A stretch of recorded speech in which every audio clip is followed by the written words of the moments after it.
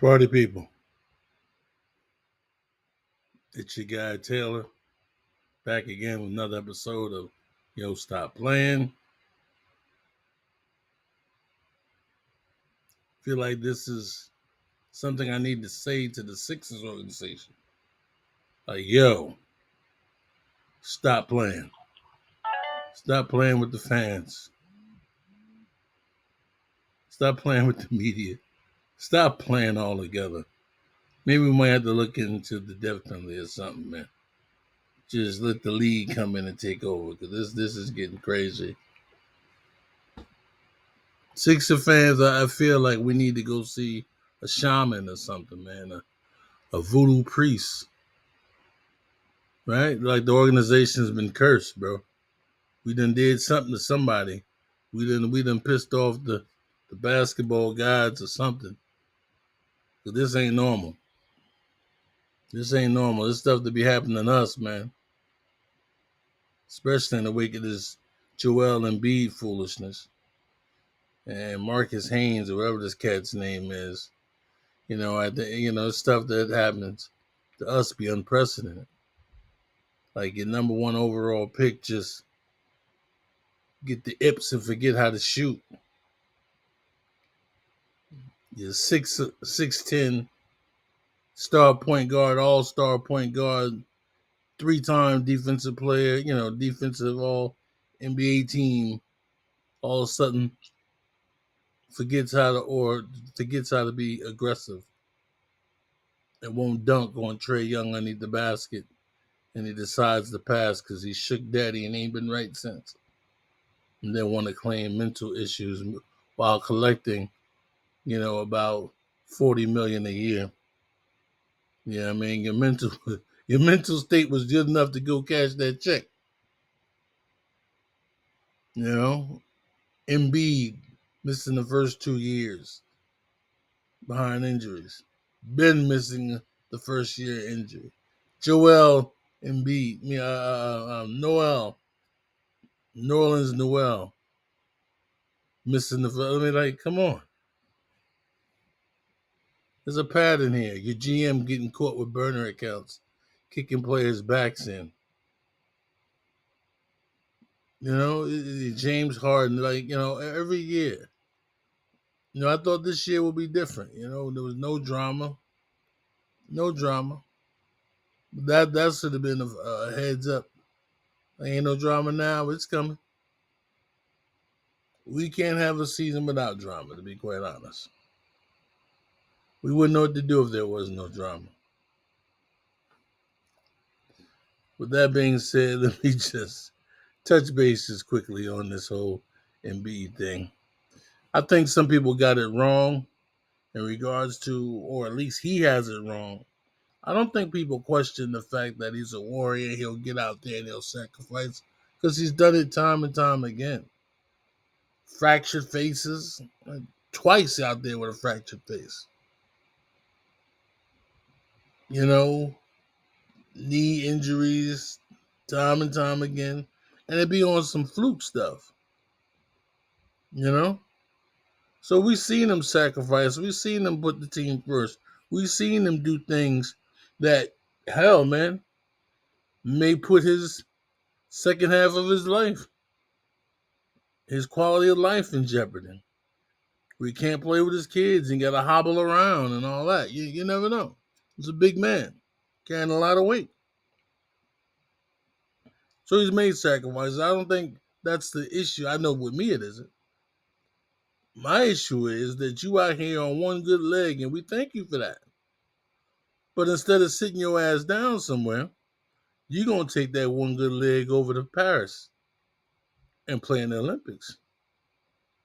Going deep into the calendar year, deeper than you ever been, just to get Olympic fame. You got to understand that certain players are top notch, and everybody else falls into place. These Olympics was about LeBron James and Steph Curry. Not so much KD, even though he has the skills to be up there. But for the most part, in every Olympic, there's there's a group of cats, a handful of cats that go over there and wild out, and the media loves them. And it ain't the whole team. Some dudes, if you didn't reference it or look or Google it, you wouldn't even know they was on the team. Damn this all this. I need acceptance and a few pats on the head by reporters and becoming a media darling from people that don't even respect what you do. You have to understand the people that you're looking acceptance for have never picked up a basketball, let alone been good at it. So they can't relate to the sacrifices you made. On the other hand, ballers know who ball. They know who got game. Oh, they'll let it be known that dude is cold right there. And I've heard it described him being Joel Embiid described as the greatest offensive center of all time, based off skill. But you got those that never picked up a basketball judging, him and Nurkic, or excuse me, the Joker, off metrics and analytics. When you can just see the eye test. Embiid has his way with him every time he plays. So I mean, I don't understand that.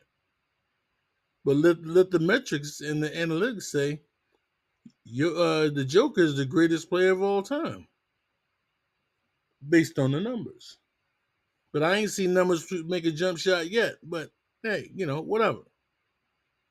The point I'm making is stop looking for acceptance of people that don't matter. Your peers matter. They know who got game. They know who's hard to guard. They know who gets buckets.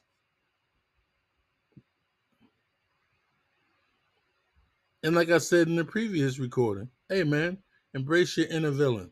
Bring that black cat out, man. Go out like Reggie Miller did, man. Reggie was like, hey, you're not gonna like me? All right, then whatever, no problem. I got you.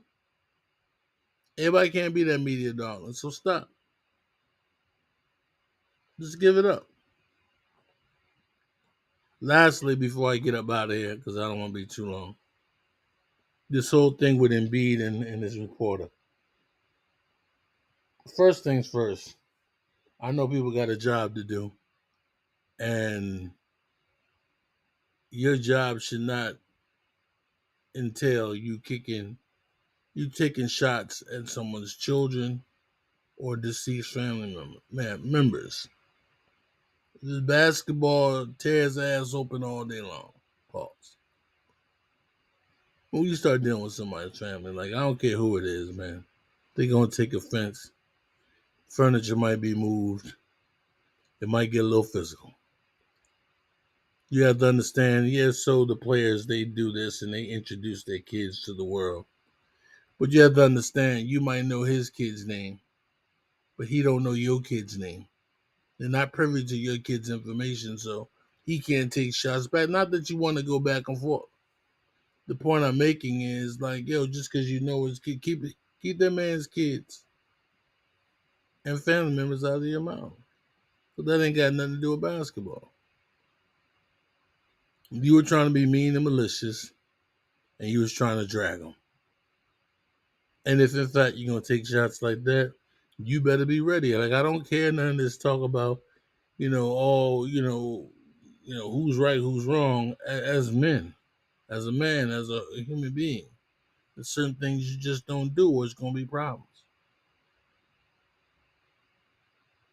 So,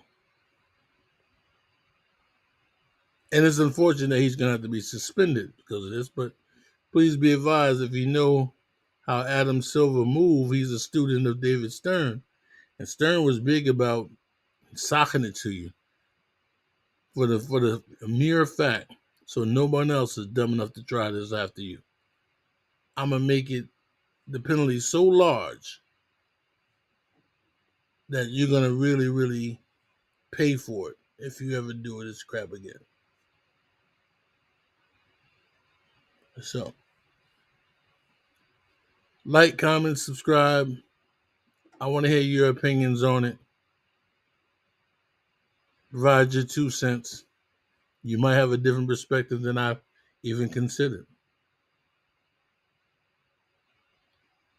Tell a friend to tell a friend that we're doing things slightly different. Try to look at things, all things Sixers, from a different perspective. One that maybe mainstream media don't look at. With that being said, party people, I'm out. Stay up. Be blessed. Be safe. And we out.